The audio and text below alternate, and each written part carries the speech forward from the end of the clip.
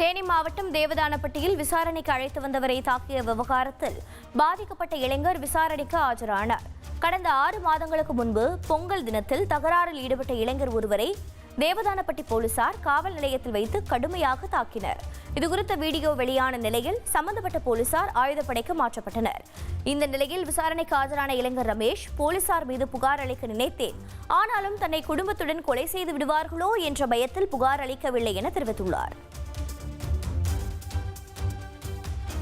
அடிச்சு இழுத்துட்டு போனாங்க. போற வழியில வர பசையெல்லாம் தலையை வச்சு முட்டை வச்சாங்க.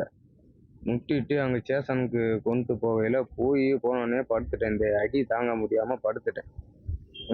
கிருகிருந்து வந்துருச்சு. உடனே படுத்துட்டேன். படுத்திருந்தோன்னா வந்தவங்க சூக்கால்லையும் லத்திலையும் மாத்துக்கடலாம் அடித்தாங்க. மாற்றி மாற்றி அடித்தாங்க. நான் கேட்டேன், அதாவது என்னை விட்டுருங்க அப்படின்னு கேட்டேன், கெஞ்சினேன்.